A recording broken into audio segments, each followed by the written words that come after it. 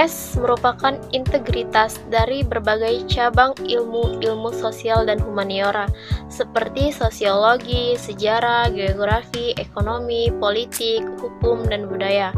IPS dirumuskan atas dasar realitas dan fenomena sosial yang mewujudkan suatu pendekatan interdisipliner dari aspek dan cabang-cabang ilmu sosial.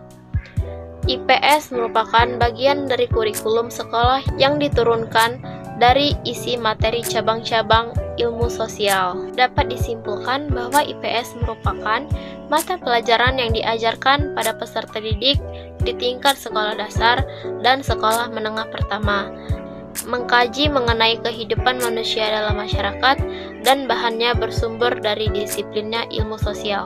Tujuan pelajaran IPS untuk mempersiapkan anak didik menjadi warga negara yang baik berdasarkan Pancasila dan Undang-Undang Dasar 1945 dan dapat berpikir kritis dan kreatif dan dapat melanjutkan serta mengembangkan nilai-nilai budaya bangsa. Karakteristik pelajaran IPS yang pertama, bahan pelajaran akan lebih banyak memperhatikan minat para siswa, masalah-masalah sosial, keterampilan berpikir, serta peliharaan lingkungan alam. Yang kedua, mencerminkan berbagai kegiatan dasar dari manusia. Yang ketiga, kelas pengajaran IPS akan dijadikan laboratorium demokrasi. Dan yang keempat, evaluasinya tak hanya akan mencakup aspek kognitif, efektif, dan psikomotor saja, tetapi juga mencoba mengembangkan. Nah, di sini adapun nilai-nilai pelajaran IPS. Yang pertama, nilai teoritis, nilai praktis, nilai edukatif, dan nilai ketuhanan. Selanjutnya, pengembangan pembelajaran IPS SD. Nah, di sini belajar adalah suatu proses perubahan dalam membentuk dan mengarahkan kepribadian manusia. Perubahan tersebut ditempatkan dalam bentuk peningkatan kualitas dan kuantitas seseorang. Bentuk nyata yang dapat dilihat dan dirasakan dari kegiatan belajar ini adalah hasil belajar. Hasil belajar adalah perubahan perilaku yang berupa pengetahuan dan pemahaman, keterampilan dan sikap yang diperoleh. Hasil belajar mempunyai peranan penting dalam proses pembelajaran. Proses penilaian terhadap hasil belajar dapat memberikan informasi kepada guru tentang kemajuan peserta didik dalam upaya mencapai tujuan-tujuan belajar melalui kegiatan belajar atau pembelajaran. Hasil belajar secara garis besar dibagi menjadi 3, yaitu yang pertama, pengetahuan dan pengertian, yang kedua, keterampilan dan kebiasaan, dan yang ketiga, sikap dan cita-cita. Nah, tujuan pembelajaran IPS. Pembelajaran IPS memiliki tujuan seperti untuk memahami dan mengembangkan pengetahuan dasar-dasar ilmu sosial, nilai, sikap, dan keterampilan sosial, kewarganegaraan, fakta peristiwa, konsep, dan generasi, serta mampu merefleksikan dalam kehidupan masyarakat dan bangsa negara. Tujuan tersebut sudah jelas dan tegas untuk memberikan bekal bagi peserta didik yang begitu lengkap dan paripurna. Proses pembelajaran pendidikan di jenjang persekolahan, baik pada tingkat pendidikan dasar maupun menengah, perlu adanya pembaharuan yang serius.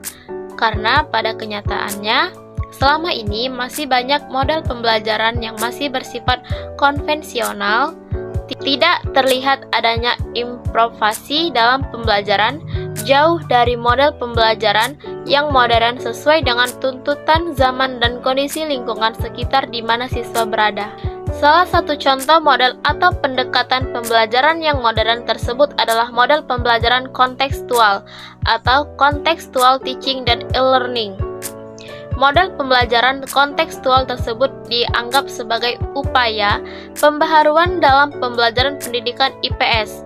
Pembaharuan dalam pembelajaran IPS ditandai dengan beberapa ciri, yaitu yang pertama, bahan pelajaran yang lebih banyak memperhatikan kebutuhan dan minat siswa. Yang kedua, bahan pelajaran lebih banyak memperhatikan masalah-masalah sosial. Yang ketiga, bahan pelajaran lebih banyak memperhatikan keterampilan, khususnya keterampilan inquiry atau menyelidiki. Dan yang keempat, bahan pelajaran lebih memberikan perhatian terhadap pemeliharaan dan pemanfaatan lingkungan alam sekitar.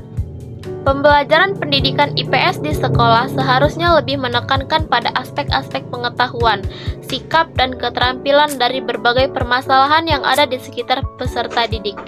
Guru dituntut untuk mampu memotivasi peserta didik agar aktif, kreatif, dan sistematis terhadap permasalahan yang ada.